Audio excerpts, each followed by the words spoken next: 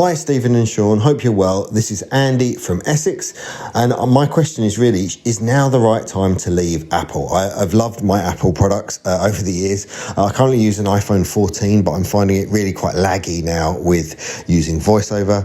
I'm eyeing up the Google Pixel Pro 9, which comes in at exactly the same price as the iPhone 16 Pro, except that Google throw in a whole year's worth of Gemini advanced access at the moment. And I'm quite into AI and trying to use it for different things, and obviously Apple have kind of dropped the ball a bit on this one. So I'm a bit worried about leaving Apple and all the ecosystem, but I wonder, is now the time to move? I think there's lots of opportunities with Google and the other devices, and I'm really worried this could be the end of Apple in some ways if they don't kind of buck their ideas up and catch up. Anyway, just my thoughts, wondering what you thought. So thanks very much, and I shall see you soon. Thanks, Andy, for dropping that bomb right in the middle of the show. Okay. I was waiting for the da-da-da sound effect at the end of that. You know, it's such an interesting question, though, isn't it? Because, you know, we've been experiencing Apple Intelligence, and as I've been saying plenty of times, you know, it's not up to scratch at the moment. Am I willing to wait? Probably. Am I going to switch to Android? Would I switch to Android? You know, it's funny because I've been saying before, I've been playing with this Samsung S25, which I finally got back into. It's cool. Still haven't set it up, though. I've just not had time to reset it up. But I will do that. That's my weekend plans. I spent so much time on it the first time, kind of finessing things, and now I had to scrap it all, basically, and go back to the beginning. So kind of less interest in doing it the second time. Not again.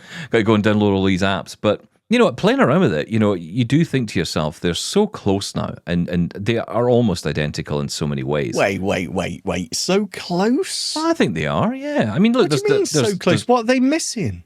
Oh, I see. Right. Well, I mean, I think the keyboard is one area that I find challenging on an Android phone, more challenging than I do on an iPhone. I think there's more of a lag on an Android keyboard. It depends on the device, and that's the problem with Android. You can't really speak universally about these things because one experience can be very different to the other. I say, yes, I love the number row. Yeah, that's true. On the Android keyboards. I mean, why don't we have the number row above the QWERTY? Why not on iOS? I think they need to bring in split tap. That would be a big game changer for me. I agree. It is available, I think, on certain keyboards. So you can use split tap on certain keyboards. Again, it depends, I think, on Google or Samsung or whatever one you've got.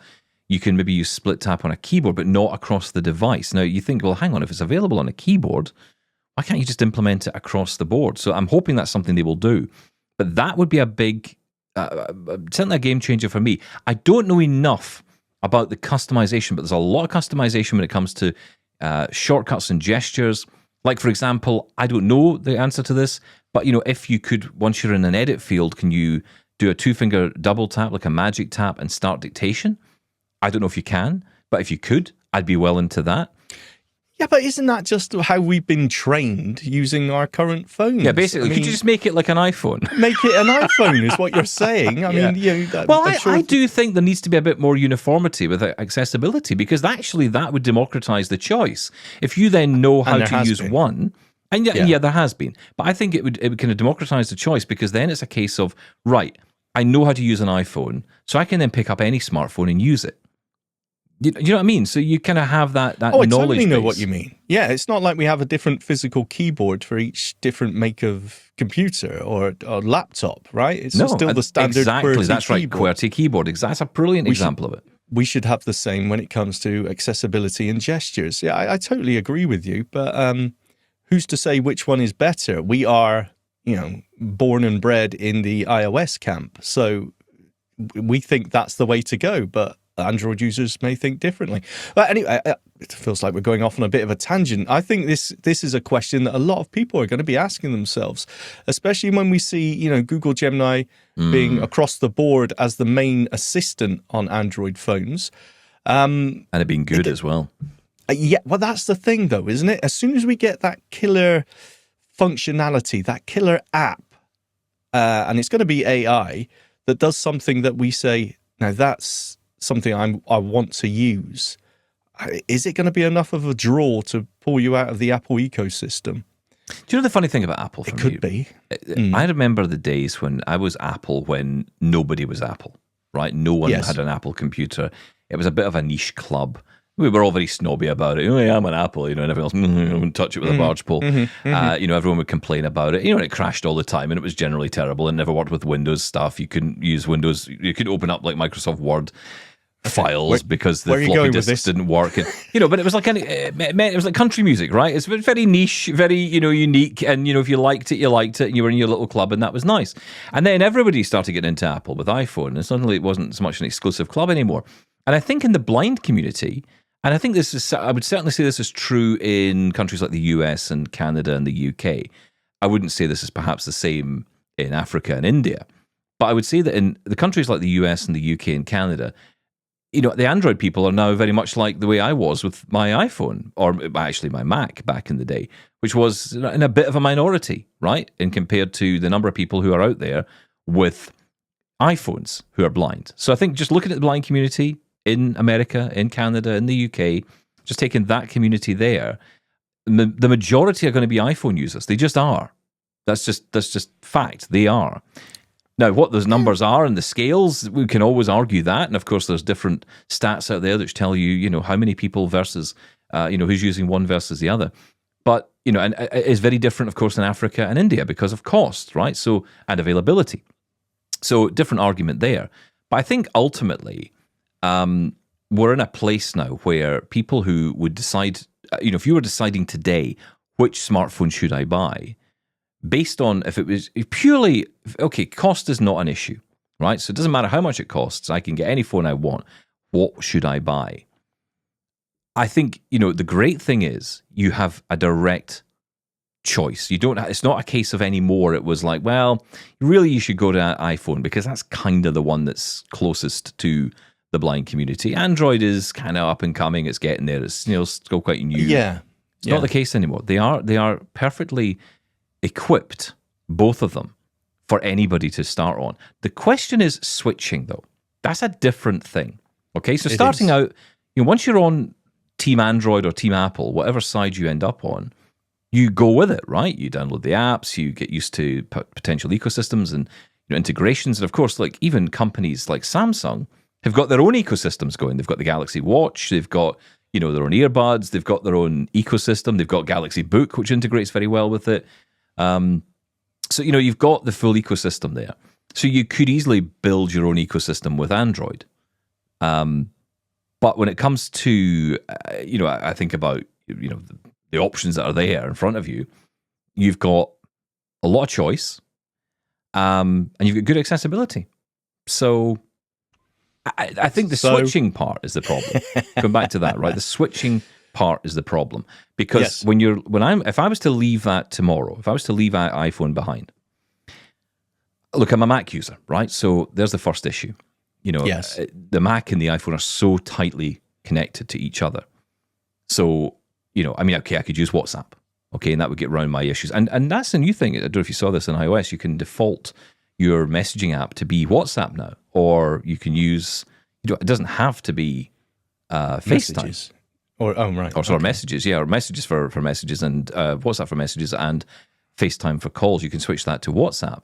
So, that's pretty cool. So that's one solution, right? Because that was one of the things, you almost go through this tick list in your head, don't you? Well, hang on, I do all these things. So, and I was always looking for Google solutions to that. Remember Google Duo? I don't know if that's still a thing. Yes. That was like their version of FaceTime. That never really caught on, but WhatsApp is universal. So, there's lots of ways you can start to build out, and start to think to yourself, okay, I could see myself moving across because there are alternatives. Switch, yeah. The Mac integration doesn't really happen, but does it really? Would it really matter in that case? I don't know. If you'd WhatsApp, you keep going on about how great it is when you want it to do something and it's so easy to do. So it does matter, but how often do you use it? Would you really miss it? It's hard to tell. Like you say, how far are you buried in to a specific ecosystem? How much have you spent on apps is another thing. We do invest money into ecosystems as well, so it is difficult. I would say though, I think it's, I think a lot of people go through this, and I remember I switched to Android for nearly a year. Yeah, that's right. Yeah, I just got bored of the iPhone. Yeah, that's right. Switch over. And yes, it was difficult at first, but there are some positives, as there is with both of them. It's positives and negatives. So it's absolutely doable, absolutely accessible. And hey, the fantastic thing about Android is you got a choice of different handsets. They don't all look the same. You can get different handsets. And plus, you can just put your toe in. Look at the Pixel, is it the 9A? Look at the 9A. Look at the cheaper end. I mean, you can even go cheaper than that, obviously, and have a little paddle in Android and see how you get on. The water's warm. Come on in. Yeah, I mean, look, I think it is absolutely a choice because you have to make a choice. It's not like computers, right? So I have a Mac, I have a laptop PC, and that's fine, and I can work in that environment. But I cannot imagine, weirdly, when it comes to phones, jumping between two different phones. So you do have to make a choice because ultimately, when you think about it, when it comes down to it, it's like it's your cell plan, right? You're not going to have two cell plans just for the sake of it. No, that's true. So you're going to pick one. So it has to be on one device. And so therefore you have to decide what that device is. But, really for Andy, the question is it time to switch because of what we're seeing with Apple Intelligence? I think if you want to dip your toe, that's fine. But I'd maybe hold on to that iPhone because I feel in the next couple of years, things will improve dramatically. But the question is, are you willing to wait that long? And is it better on the other side? The problem I have is every time I watch an event and when I saw what Google were showing off, when I even see what Microsoft were showing off with Copilot, I tend to think everyone's moving so fast and they're moving in such a different, about the same direction, arguably. They're all kind of bringing in the same features, but, their own nuances to it and their own integrations as well. I'll be totally honest. If Microsoft launched a new phone tomorrow, I'd kind of be all in on that. Because I think that would be the kind of best way to go, right? Because I think that's the thing that's kind of missing. It's like Google's missing a computer. I know they've got the Chromebook, but let's get serious. So no. Wow. I mean, come on. You're not going to change your life over for a Chromebook, are you? It's a great machine, great for education, great for people who are on the web only and maybe do a lot of stuff on the web. But for people using apps and stuff, need power. You're always going to go Windows or Mac, right? So if Google doesn't have the computer, Microsoft doesn't have the phone, and that's the issue. And Apple has everything. So it's true. That's a valid point. Look, if we're just saying the sole reason is AI, should I switch over? Honestly, I don't think there is anything out there at the minute that goes, yes, I need to get it for that reason, that AI reason. But that could change in a couple of days or next week. I have no idea. Or alternatively, you just fancy buying a new phone, go for it. Yeah, enjoy yourself. Get it bought. Yeah, just buy it. That's the Stephen Scott way. And if anyone asks, just say it was Sean's idea. Right. Yeah. Listen, if you want to get involved with the show, here's how. Get in touch with Double Tap. Email feedback@doubletaponair.com. Leave us a voicemail at 1-877-803-4567. And now you can send an audio or video message to us on WhatsApp. That number is 1-613-481-0144.